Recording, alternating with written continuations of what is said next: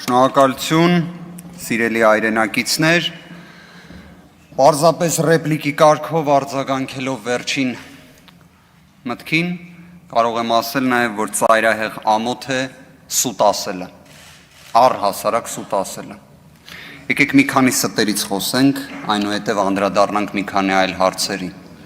Այս դահլիճում հնչեց հերթական անգամ մի սուտ, որը կարծում եմ ուղղակի կապ ունի նաև 44 օրյա պատերազմի, բանակի ուժի, բանակի խնդիրների հետ։ Որտեղ օգտագործվում է արտահայտություն, որ 2008 թվականին բանակը գնդակահարել է մարդկանց։ Նման տիտանական մասշտաբի սուտ չի կարա լինի։ Այստեղ նստած է պարոն Քոչարյանը, որը փաստահավաք խմբի անդամ է եղել եւ այլն։ Պարոն Քոչարյանից հետո կարելի ասել եկավ Սասուն Խաչատրյանական ՀԿՑ-ն։ Այն ՀԿՑ-ն, որը 3 տարի արել է ամեն ինչ, ինչը կարելի էր անել, որպեսզի հաճոյանալ այս իշխանությանը։ Նման բառ այնտեղ չկա։ Մի ասեք նման ստեր, այն էլ այն ամբիոնից, որը տարբեր բարձր բնութագրումներ էր ստանում ձեզանից։ Բանակը ապահովել է հասարակական կարգ, այո։ Բանակը ներգրավվել էր հասարակական կարգի պահպանության մեջ, այո։ Բանակը քաղաքական պրոցեսների մեջ ներգրավվելու ջաթագովներ կային, կրկին ստիպված էլի պետք է նայեմ պարոն Մելքոնյանին։ Ինչի պարոն Քոչարյանը կամ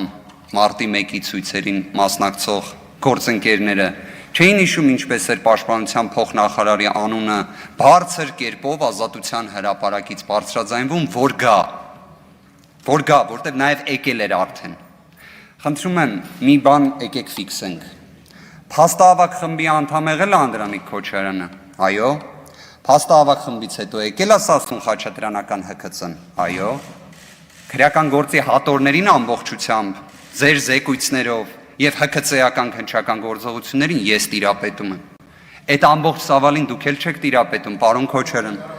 Պարոն Քոչարյան, դուք որ ամբողջ գործի ծավալին տիրապետեք, դրանից հետո կխոսեմ ձեզ հետ։ Այ որ հենց ամբողջ գործին կտիրապետեք, ոչ թե չթողեցինք, այլ ձեր Սասուն Խաչատրյանական հատուկ քննչական ծառայությունը, որ կարողանար ոչ թե հակասահմանադրական քրեական հետապնդում իրականացներ, որի համար ի դեպ Հայաստանի Հանրապետության երկրորդ նախագահը 2 տարի կալանավորված է եղել հակասահմանադրական քրեական հետապնդման համար։ Դրա համար պատասխան տալու են մարդիկ, վստահ եմ տալու են։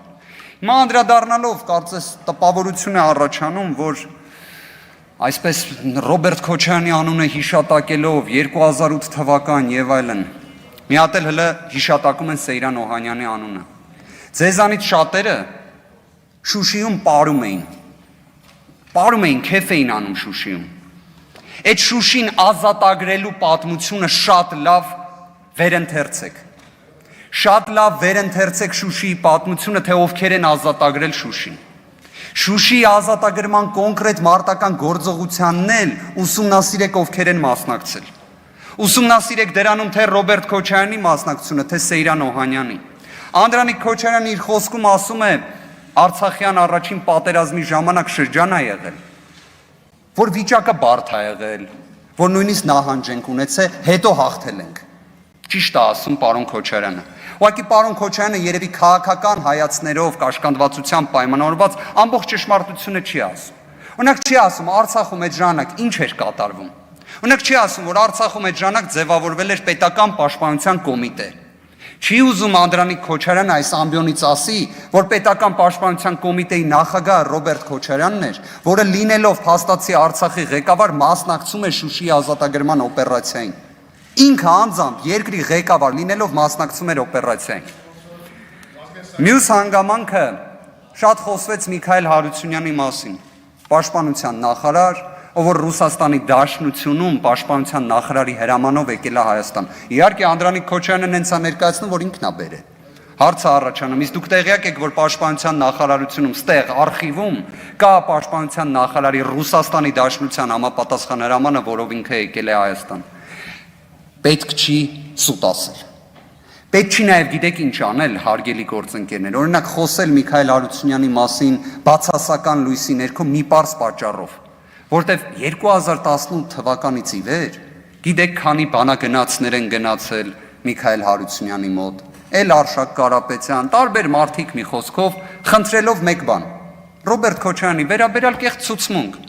որովհետև էդ էլ ինչի համար էր պետք, պարոն Քոչարյան, էդ էլ անկեղծ լինենք, որովհետև այնքան ուժեղ գործ էիք պատրաստ մարտի 1-ի ձեր բնութագրմամբ, այնքան լուրջ գործ էր, որ էլ մեջը օրինակ նույն հիշատակում եք Համլետ Թաթևոսյանին, որ տպավորություն է առաջանում, իսկ Համլետ Թաթևոսյանը մի հատ կհիշեցնեք ինչ կարգավիճակ ուներ։ Համլետ Թաթևոսյանը ոստիկան է եղել։ Համլետ Թաթևոսյանը ոստիկան է եղել, ոնց 300-ի հասնող ոստիկաններ, որոնք մարմնական վնասվածք են ստացել։ Վահագն Ալեքսանյանը խոսում է, որ մահակները եւ այլն, մի հատ ուղղակի ուզում եմ զուտ մի նրբություն ֆիքսենք, հա։ Նիկոլ Փաշինյանը զանգվածային անկարգությունների համար դատապարտվել է մնացական Մարտիրոսյանի կողմից, ով մինչ օրս պաշտոնավարում է որպես դատավոր ու լիքը մարդկանց կալանավորում է։ Ուրեմն Նիկոլ Փաշինյանի դեպքում էլ ճիշտ է արել։ Զանգվածային անկարգություններն մի բանին են վերաբերել։ Մարտի 1-ի իրադարձություններին, որի արդյունքում ունեցել ենք 10 զոհ։ Սա էլ ֆիքսենք։ Մյուս հանգամանք։ Խոսում ենք Վիգեն Սարգսյանից։ Մեկն էլ ասեց ամենաերիտասարդ պաշտպանության նախարար եւ այլն։ Վիգեն Սարգսյանին դուք հարգելի գործընկերներ եւ մեր շատ ու շատ հայրենակիցներ պետք է շնորհակալ լինեն։ Գիտեք ինչի համար։ 1000 դրամների հիմնադրամի։ Այն հիմնադրամի, որը այսօր այդ աստիճան ամեն կերպ կանգնած է, թե հաշմանդամություն ստացած, թե զոհված, թե անհետ կորած մեր հայրենակիցների կողքին, որը իհարկե ֆինանսական օժանդակությունը չի կարող այսպես ձևակերպեմ դարման լինել այն ցավին, որը կա, բայց բոլոր դեպքերում այդ օժանդակությունը, կողքին կանգնելու այդ գործիքակազմը Վիգեն Սարգսյանի նախաձեռնությունն է եղել, որին իդեպ ձեր քաղաքական առաջնորդը կողմ է քվեարկել, բայց երկար վերապահումները ներկայացնելով։ Այն 1000 դրամների հիմնադրամի, որը դուք 1000 դրամն է բարձրացրել եք։ Մի քիչ իսկապես կարծում եմ այդ միտքը եւս մեկ անգամ շեշտեմ։ Ամոթ է սուտ ասելը կամ կիսա ճշմարտություն ասելը։ Մյուս հանգամանքը։ Խոսում եք խառնաշփոթից, խառնաշփոթն էլ մի հատ էլ Սեյրան Օհանյանին եք ասում։ Խառնաշփոթը երևի տեղյակ չեք։ Մովսես Հակոբյանը գեներալ գնդապետ, մեկ այլ զինվորական, որին իհարկե կարծես թե հիմա բանակի մասին լավը խոսելը մեծագույն խնդիր է, չէ՞։ Մովսես Հակոբյանը պատմել է, պարոն Քոչարյանը 0038 հրամանից էր խոսում, ինքն էլ մի հատ 0 ավել հրամանի մասին ասեց։ 00038, որը խառնաշփոթի պատճառն էր, որովհետև չգիտես ինչի շեշտը սկսեց դրվել կամավորականների վրա, կանոնավոր բանակի փոխարեն, բայց դրանից խառնաշփոթ չէր առաջանալու։ Իհարկե առաջանալու էր, ու դուք այդ մակարդակի խառնաշփոթը կարաք համեմատեք հայտարարությունների հետ։ Մենք խոսում ենք մարդկանց մասին, ովքեր հայրենիք են, առնվազն մասը թղթով նոյեմբերի 9-ի հանձն է։ Պարոն Ռուբինյանը խոսում է, որ գիտեք, Ադրբեջանին է քննադատեք եւ այլն։ Ես կարծում եմ Հայաստանի Հանրապետությունում մարդ չկա, որը օրինակ Ադրբեջանին իր իշխանությամբ հանդերձ օրինակ մեղմ ասած շուն ոսող չհամարի։ Բայց գիտեք, պարոն Ռուբինյան,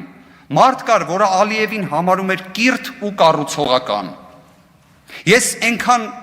ուզում եմ իմանալ այդ տեղեկատվությունը, կարծում եմ մեր հայրենակիցներից էլ շատերը։ Դուք օրինակ ասել եք Նիկոլ Փաշինյանին ինչի էր կիրթ ու կառուցողական համարում մի մարդու, որը առնվազն ապրիլյան պատերազմից հետո երբեք չէր կարող լինել կիրթ ու կառուցողական։ Կարող էր լինել խելագար, մոլագար եւ այլ նման ձևակերպումներով։ Իդեպ, պարոն Վարդանյանն է թույլ չի տա խաբեմ, որ կարող ենք ասել նաեւ միջազգային հումանիտար իրավունքի տեսանկյունից հանցագործ, բայց երբեք ոչ կիրթ ու կառուցողական։